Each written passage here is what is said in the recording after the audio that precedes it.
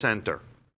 Curtain speeches are a quite quaint South Florida tradition, usually reserved for thanking sponsors or pleas for support.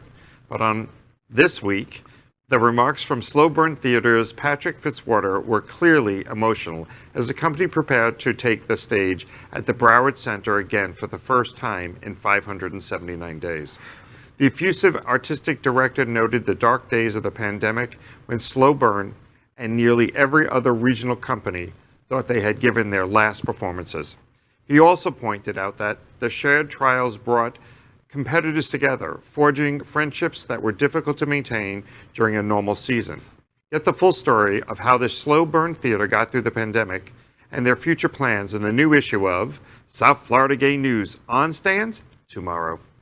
Can you imagine, you become a family with people that you work with. I sort of consider you family, Al, So, you spend more time with these people than you do with your own family, So during a production like this, these people get really tight. And for them not to use their craft for almost 2 years must have been killer for them. And it's true, though, that there are so many organizations that just don't have the time in a normal season or just in a normal of everyday life to be able to get together and actually really collaborate.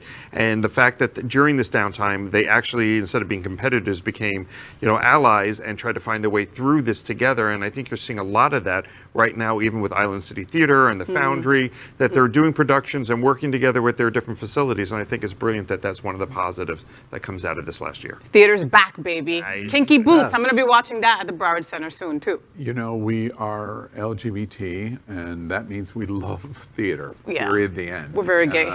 And my goodness, did anybody just ruffle and cringe when you hear 579 days without them? 579 days without them. I'm very excited because we are uber supporters at Happening Out Television Network and Hotspots for our theater in South Florida, regardless of the kind. And we're participating in a meeting tomorrow at Broward Center on how we can help them come back in marketing in the LGBTQ community. Get me to act in Kinky Boots. Kinky Boots is coming. I have legs that fit boots. Talk to them. That's a musical, right? Okay, so no singing for me, but you know what I mean. Do a walk-on. I do want you to know in Miami Beach, we did increase our budget for our cultural organizations and theaters because we want it to come back. It's so important. So important. We need to have it in our community. Absolutely. LGBTQ plus news is vital for our community and for the broader world as a whole. We have enough enemies at Fox News. Tucker, Sean, and Laura are loud.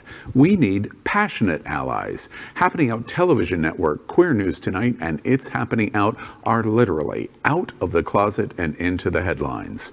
Our community needs your support. Like this broadcast and subscribe now to ensure the growth of the entire LGBTQ